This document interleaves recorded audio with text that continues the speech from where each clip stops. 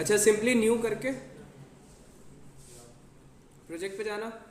3 filters का बता रहा था, ये सर्च फिल्टर है हमारे पास तीनों। ये जो 3 डब्बे हैं इसके अंदर ये पहला वाला लैंग्वेज के लिए है। यहाँ पे मैं लैंग्वेज का फिल्टर लगा सकता हूँ। मेरे पास जैसे अब तुम लोग ये जो एनवायरनमेंट है विजुअल स्टूडियो का, इसमें हमारे पास मल्टीपल लैंग्वेजेस और मल्टीपल हम डेवलपमेंट एनवायरनमेंट एक ही साथ सेट कर सकते हैं। मेरा ये विजुअल स्टूडियो एक MCP सर्वर्स के लिए बना हुआ है, एक आपका गेमिंग के लिए बना हुआ है यानी कि यूनिटी डेवलपमेंट, 3D डेवलपमेंट मैं इसी के थ्रू कर सकता हूँ, वेबसाइट बना सकता हूँ मैं इसके थ्रू, ठीक है, और इसके साथ में एप्लीकेशन बना सकता हूँ। मेरा ये 4 डेवलपमेंट के हिसाब से सेट हुआ है। 5वां ये कि C++ प्रोजेक्ट। तो मेरे पास ये मल्टीपल लैंग्वेजेस आ रही हैं जो मैं यूज़ कर रहा होता हूँ। आप इनमें से सेलेक्ट करो, अपना फिल्टर लगाओगे तो उसके हिसाब की टेम्पलेट नीचे सॉर्ट हो जाएंगे ऑटोमेटिक। अब प्लेटफॉर्म्स कौन से, आपके पास मल्टीपल प्लेटफॉर्म्स आ रहे होंगे। अगर सेम इसी तरह से एनवायरनमेंट आपने मल्टीपल सेट किए हैं तो विंडोज़ करोगे तो उससे मुंसलिक तुम्हारे पास प्रोजेक्ट आ जाएंगे सारे। लेकिन हम विंडोज़ नहीं कर रहे, हम डायरेक्ट फॉर्म नहीं बना रहे, तो हमारा है ये कंसोल का। मेरे पास देखो ऑप्शन नहीं आ रहा तो मैं इसको ऑल प्लेटफॉर्म कर रहा हूँ अभी। और प्रोजेक्ट टाइप यहाँ पे अब तुम्हारे पास क्या रखना है। अच्छा हाँ, मैं इसके थ्रू सॉफ्टवेयर टेस्टिंग भी कर रहा होता हूँ, ऑटोमेशन टेस्टिंग। तो इस तरह से आपके मल्टीपल ऑप्शंस इधर आ रहे हैं। आप तीनों फिल्टर सेट करना चाह रहे हो तीनों करो, नहीं करना चाह रहे हो ना करो, मैनुअली सर्च कर लो। फिल्टर लगाने के बाद मेरे पास ये CLR प्रोजेक्ट आ रहा है इधर, ये CLR प्रोजेक्ट सेलेक्ट करोगे, नेक्स्ट। प्रोजेक्ट का जो भी नाम है वो दोगे, क्रिएट। अब जो भी करंट डिपेंडेंसी होगी ना आपकी फ्रेमवर्क की, वो ऑटोमेटिक वो नीचे सेलेक्ट कर रहा था। जैसे प्रोजेक्ट क्रिएशन से पहले वहाँ पे ऑप्शन आ रहा था आपके पास कि जहाँ पे डिपेंडेंसी वो आपकी सेलेक्ट कर रहा था नेटवर्क की। प्रोजेक्ट पे जाओ। अब हमारा बाज़ाहिर प्रोजेक्ट तो क्रिएट हो गया। अब इसके अंदर 3-4 सेटिंग्स रहती हैं बाकी।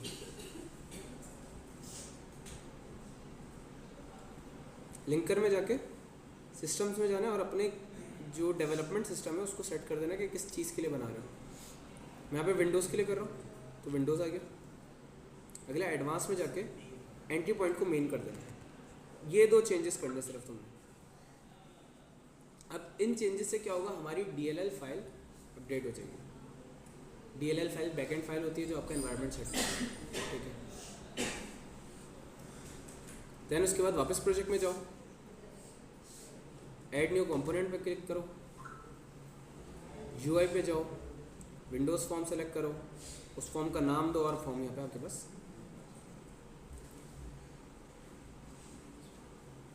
क्रिएट हो गया।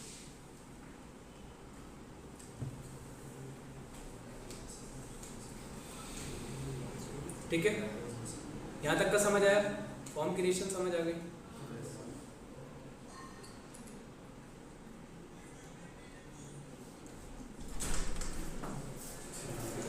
काफी जल्दी आ गए।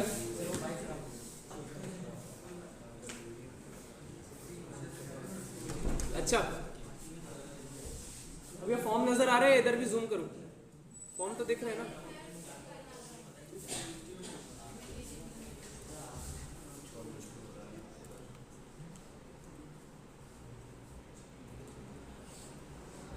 बेटा मैग्नीफायर पूरी स्क्रीन खराब कर देगा।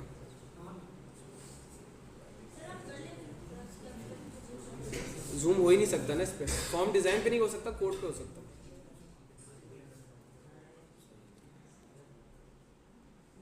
खैर चलो, ये मेरे पास अब फॉर्म आ रहा है।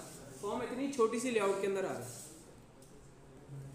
मैं इसको खींच के अपने डिजायर्ड साइज के हिसाब से मैंने कर दिया कन्वर्ट। अब मेरा ये साइज अपडेट हो गया। 2 चेंजेस देखना जो दिखा रहा हूँ। डबल क्लिक, ये मेरा ऑटो जनरेटेड कोड है। तुम जो फॉर्म डिज़ाइन करोगे उसके सारे कंपोनेंट्स को वो इधर अपडेट कर देगा। ये देख रही हो ड्राइंग साइज, ये साइज का कंपोनेंट क्या नाम है? ये आपके बराबर में जो बैठी जी, फ़ोन क्यों लेके बैठी है? ये ड्राइंग साइज देख रहे हो?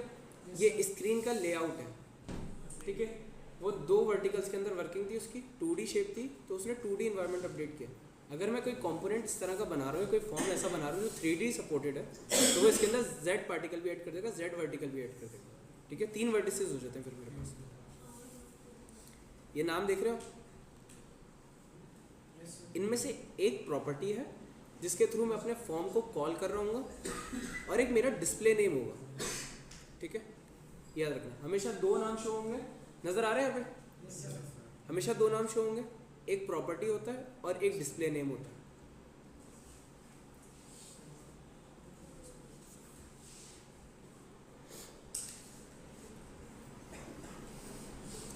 बाकी ये एक फंक्शन होता है जो ये ऑटोमेटिक फॉर्म को बना के दे रहा है। बज़ाहिर फॉर्म में कुछ नहीं है, तो इसने एक लोड का फंक्शन बना के दिया हुआ ऑटोमेटिकली। ठीक है, मैं भी फॉर्म में ऐसा ऐसा करके कंपोनेंट्स डालूंगा तो देखना उसमें चेंजेस होते हैं।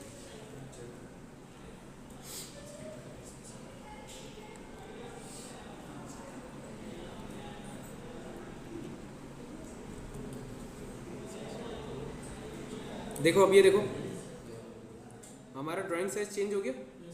अभी थोड़ी देर पहले कुछ और था, अब कुछ और हो गया। ऑटोमेटिक उसने वैल्यूज कोड में जाके अपडेट कर दिया हमारे। मैंने फॉर्म का साइज यहाँ से एक्सीड किया तो उसने पीछे अपडेट कर दिया। अब आ जाओ प्रॉपर्टी कॉलम के अंदर। हमारे पास फॉर्म के साथ में यहाँ एक छोटा सा डब्बा आ रहा होता है।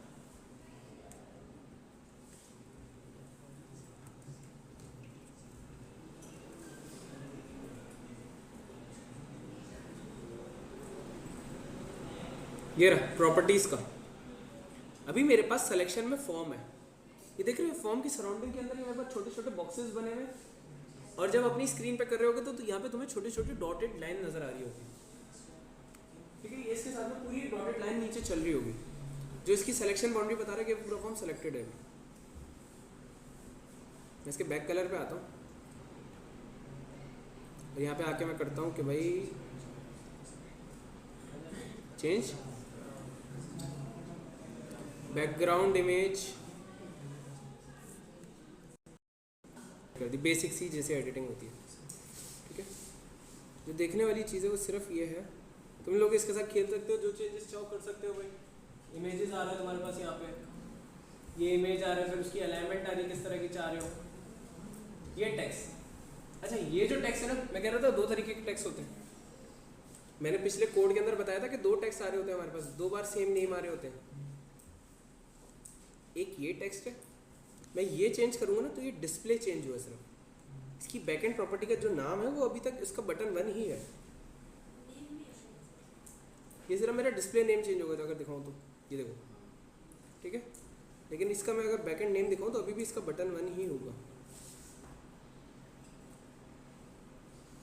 ये देखो, डिज़ाइन में मेरा नेम में बटन 1 आ रहा है, तो विच मीन्स ये मेरा बैकएंड प्रॉपर्टी जब रीड हो रही है तो बटन 1 के हिसाब से होगा, शो कराता हूँ। देखो क्या लिखा आ रहा है यहाँ पे, बटन 1 क्लिक, मतलब जब कोई इस, अच्छा अब यहाँ पे हमें मैनुअल, अगर हम कंसोल की ज़्यादा बात कर रहे थे, किसी चीज़ के ऊपर क्लिक कराना होता था तो उसका पूरा एक फंक्शन लिखना होता था कि वो किस तरह से कीबोर्ड वैल्यूज़ को रीड कर रहा है कीबोर्ड की। यहाँ पे हमारे पास ऑटोमेटिक फंक्शन बना हुआ है, लाइब्रेरी बनी हुई है, हम उसको यूज़ कर रहे हैं।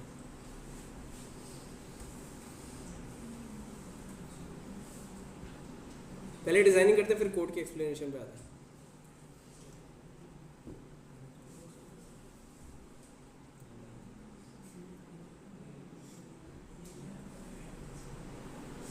मैं इसको भी अपडेट करके ऐड कर रहा हूँ।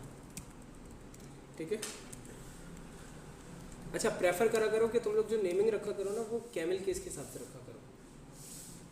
कैमल केस मीन्स के ये अगला जो आएगा वो उसका पहला वर्ड कैपिटल, अगर इसी से कंडक्टेड और वर्ड आ रहे हैं जोड़ेगा तो वो कैमल केस नेमिंग होती है।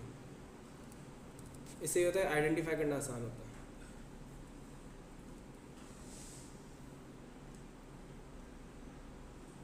अगर यहाँ से वैल्यूज़ को अपडेट नहीं करोगे तो तुम्हें अपने ही कोड में एक चीज़ ढूंढना मुश्किल हो जाएगा। जैसे मैं किसी बच्चे का कोड देख रहा था यहाँ पे जो मसला लेके आया था, उसमें मुझे बटन्स को आइडेंटिफाई करना मुश्किल हो रहा था कि वो मल्टीपल, उसने बटन 1 बटन 2 बटन 3 करके हुआ था।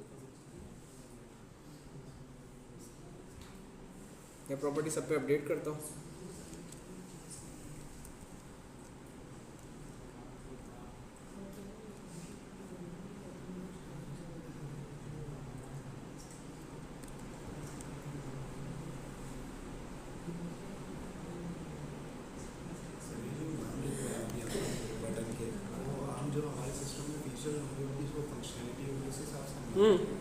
मैं क्रेड बना रहा हूँ, मैं उसके अंदर ऐड, अपडेट, डिलीट और रीड करा रहा हूँ, तो मैं उस हिसाब से पूरा फॉर्म डिज़ाइन कर रहा हूँ। वो जो भी बटन है वो फिर ऐड करोगे तुम उधर।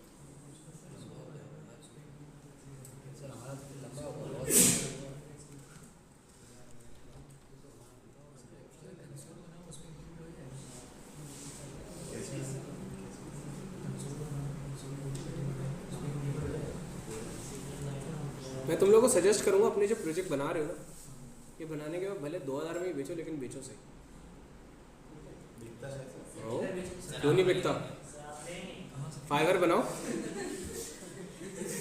तुम लोगों का खरीदने के काबिल नहीं होगा। फाइवर बनाओ, एक सिंपल सा प्लेटफॉर्म बता रहा हूँ अभी। तो फाइवर पे जाके अपनी गिग बनाओ इसी प्रोजेक्ट के लिए, जो भी तुम लोग प्रोजेक्ट बना रहे हो, उसके फीचर्स लिस्ट डाउन करो कि ये कर रहा हूँ भाई मैं इसके अंदर, और इसके स्क्रीनशॉट्स लगा दो कि इसका लेआउट ऐसे दिखता है। उसमें ये होगा कि पीछे जो है ना एक रियल टाइम डेटाबेस लगा देना, अभी एसक्यूएल वगैरह यूज़ कर लेना। यहाँ पे मैं बता देता हूँ एसक्यूएल अगर ऐड करना है तो कैसे होता है। प्रोजेक्ट पे जाओ, ऐड न्यू डेटा सोर्स आ रही है, इस पर क्लिक करके तुम्हारे पास डायरेक्ट ये एसक्यूएल के ऊपर इंपोर्ट करता है चीज़ों को। तुम्हारा एसक्यूएल इसमें ही ओपन हो जाएगा, वो फिर अलग से सीखना पड़ेगा छोटा सा। विदाउट एसक्यूएल भी इवन दो फाइलिंग के साथ भी बेच सकते हो। जस्ट वहाँ पे जाके अपनी डिटेल्स ऐड करना, जिस क्लाइंट को तुम्हारी चीज़ समझ आ रही होगी वो तुम्हें पैसे देके खरीदेगा। ठीक है, एक ये है। 2-3 प्लेटफॉर्म ऐसे और हैं जहाँ पे आप लोगों के प्रोजेक्ट्स बिकते हैं। नहीं, वो तो फ्रीलांस है। फाइवर पे तुम ये डाल सकते हो, बाकी और स्पेसिफिक ऐसे हैं जो सिर्फ प्रोजेक्ट्स के लिए ही हैं, तो उनका नाम नहीं आता।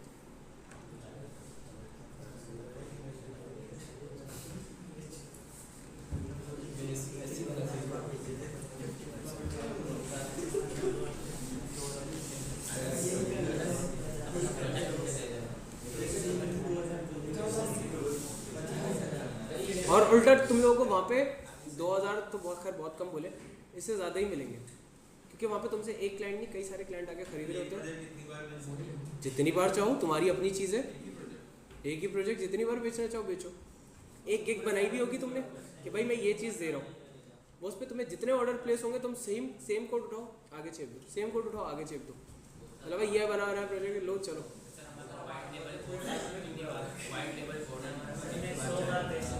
सिंपल है, तुम्हारी अपनी प्रोडक्ट है भाई।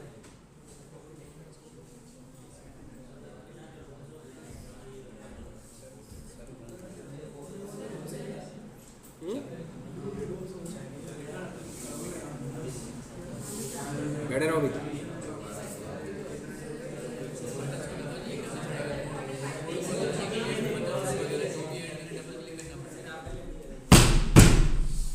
क्या बोलो?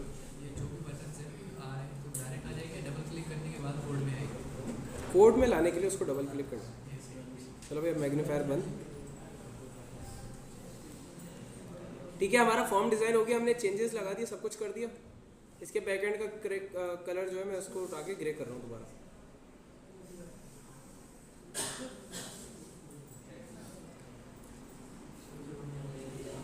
सही है भाई, ये भी कलर ग्रे के ऊपर चला गया। और मैं इसको लिस्ट बॉक्स 1 से उठा के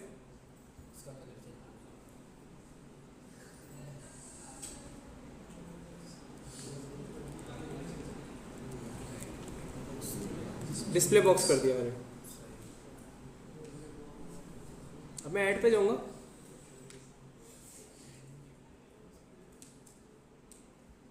ठीक है, ये मैं इस फंक्शन को अभी उड़ा देता हूँ।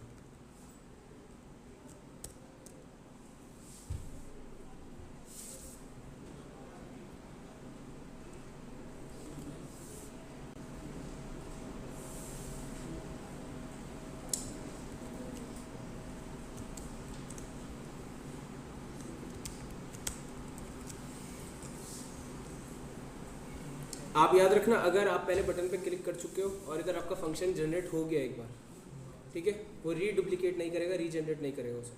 तो तुम्हारा बटन 1 की प्रॉपर्टी से आ रहा था, मैंने उसकी प्रॉपर्टी अपडेट करके अब ऐड कर दी उसको। सेम इसी तरह से मैं इसके लिए भी करूँगा और बाकी बटन्स के लिए भी करूँगा।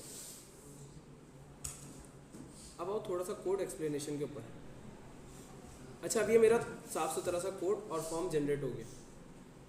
अब इसके अंदर इनके पीछे एक छोटे छोटे लाइन ऑफ कोड लिखने होते हैं, वो लिखोगे और ये चलते चलेंगे।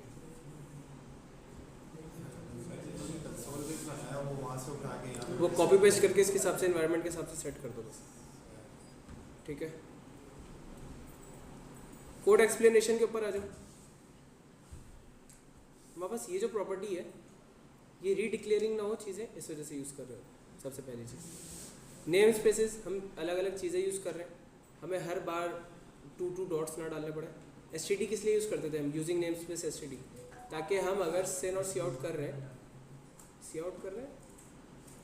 हाँ सी आउट यूज़ कर रहे हैं, तो सी आउट के अंदर हमें उससे पहले एसटीडी डॉट सी आउट ना करना पड़े। मतलब अगर कोई एक स्पेसिफिक लाइब्रेरी से चीज़ कॉल हो रही है, हमें बार बार उसको मेंशन करके रेफर ना कराना पड़ेगा। तो हमने सारी चीज़ें एक साथ यहाँ पे डिक्लेयर कर दी कि हम कंपोनेंट मॉडल यूज़ कर रहे हैं, कलेक्शन यूज़ कर रहे हैं। अच्छा अभी यहाँ देखो सिस्टम्स, विंडोज़, फिर विंडोज़ का एक और फॉर्म्स, मज़ा नहीं आ रहा। हम इधर तीन चीज़ें एक साथ डिपेंडेंट यहाँ पे इंपोर्ट कर रहे थे, तो हम वो मेंशन कर देंगे। इधर डेटा आ गया, ड्राइंग आ गया, एक उसने क्लास बनाई, क्लास को इनहेरिट कराया उसने इसके साथ, यहाँ से उसने इस लाइब्रेरी की क्लास कॉल कर दी, ठीक है। अब हमने ऊपर जितने फंक्शंस बनाए, जो कुछ भी करा, हमने एक टेक्स्ट बॉक्स बनाया था, उसने टेक्स्ट बॉक्स के नाम से मेरा एक यहाँ पे वेरिएबल क्रिएट कर दिया। ये बेसिकली एक एरो फंक्शन क्रिएट हुआ। लिस्ट बॉक्स बनाया था उसने, लिस्ट बॉक्स के नाम से कंपोनेंट क्रिएट कर दिया। बटन्स के नाम से उसने कंपोनेंट्स क्रिएट कर दिए मेरे अलग अलग। अब मैं इनको यूज़ करते हुए नीचे काम करूँगा जितना करूँगा। एक उसने कंटेनर बना दिया, डिज़ाइनिंग कंटेनर।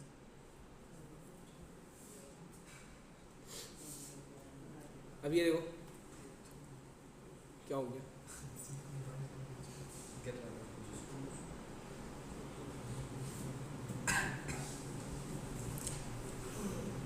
अब ये हर कंटेनर का एक स्पेसिफाइड रीडिंग मेथड है।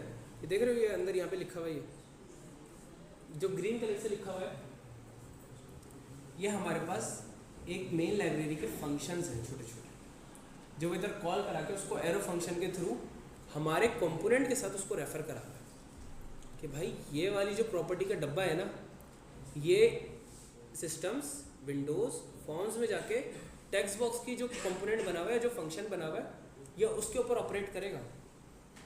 यानी कि इस डब्बे के बिहाइंड जो कोड है वो सारा इधर पहले से पड़ा हुआ है। जितनी डब्बे के बैक के ऊपर लॉजिक चल रही है वो पहले से वहाँ पे पड़ी है, पहली चीज़।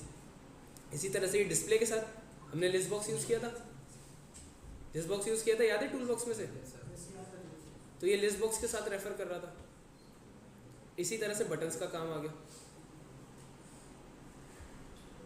अब ये नीचे आके एक एक कंपोनेंट के ऊपर उसकी लोकेशन बता रहा है कि भाई कहाँ पड़ा हुआ, ये फॉर्म के ऊपर उसकी लोकेशन बता रहा है, ठीक है। उसका आइडेंटिफाइड नेम क्या है, दो नेम बता रहा था, एक नेम बता रहा था, एक टाइटल बता रहा था। तो हमने टेक्स्ट बॉक्स का नेम नहीं चेंज किया था, वही था जो डिफॉल्ट आ रहा था अभी तक। नहीं किया था ना, इसकी प्रॉपर्टी अपडेट नहीं करी थी हमने, सिर्फ बटन्स के नेम्स अपडेट करे थे।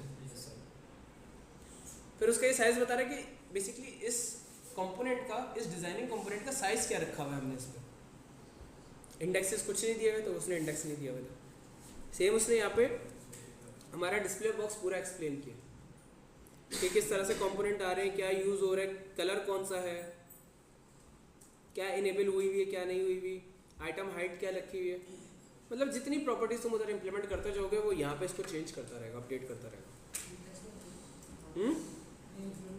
सेम बटन के लिए हुआ, फॉन्ट कौन सा है देख लो, उसने पूरा फॉन्ट यहाँ पे अपडेट कर दिया। तुम लोग ये पीस ऑफ कोड याद कर सकते थे, ये जो लाइनें थी, ये जो चीज़ें थी, इसको याद कर सकते थे। तो इसने हमारे लिए ये काम सारा इजी कर दिया।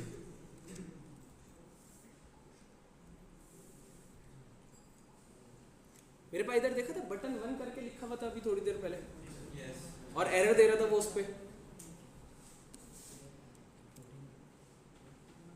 फातिमा, अभी तो मैंने कुछ कोड लिखा ही नहीं है, तो ये मेरा यहाँ पे एरर क्यों दे रहा है बटन 1 पे?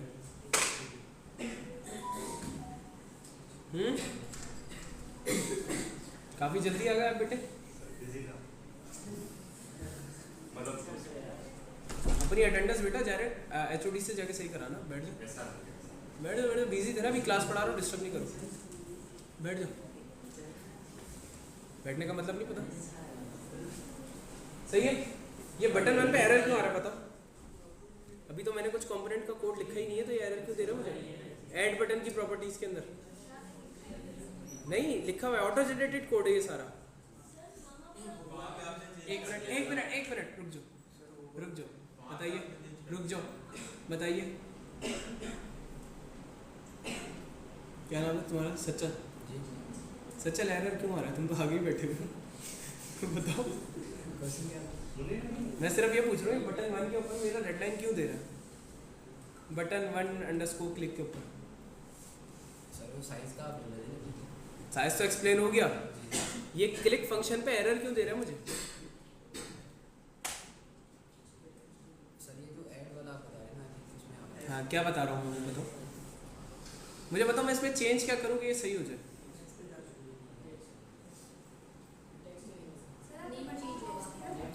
सर वो जो ऐड बटन विदाउट टेक्स्ट वो काम ही नहीं करता।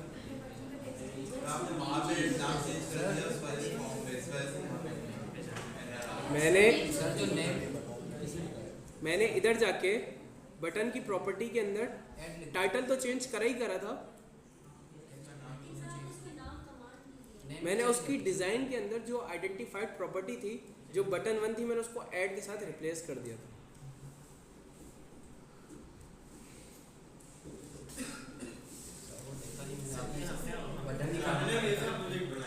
देखा इतना छोटा सा काम था। मैंने सोचा आपने जो टेक्स्ट का बटन का टेक्स्ट चेंज किया है सिर्फ। नहीं टेक्स्ट नहीं, टेक्स्ट के साथ जो बिहाइंड दी प्रॉपर्टी है ना वो भी चेंज करिए और उसको यहाँ पे अपडेट करना है, ये ध्यान से याद रखना है यार, एक टाइम का इशू है।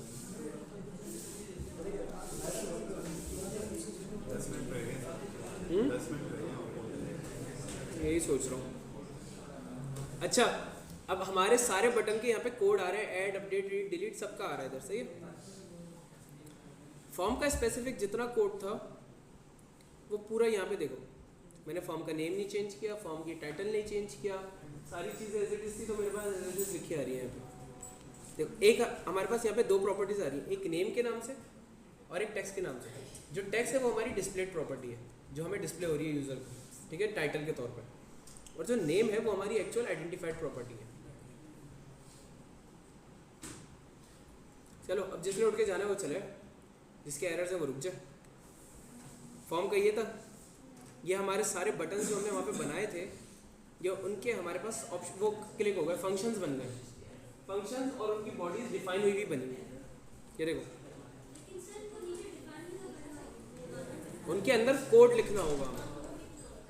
अब हमारा पूरी लेआउट डिज़ाइन हो गई, अब उस लेआउट के अंदर हमने कोड फिल करके उसके ऑपरेशंस बताने से, ठीक है, समझ गए यहाँ तक? तुम लोग की मैं अटेंडेंस मार्क करूँ? अच्छा इसकी जो कंपोनेंट और फुल वीडियो वो फिर मैं शाम में दे दूँगा।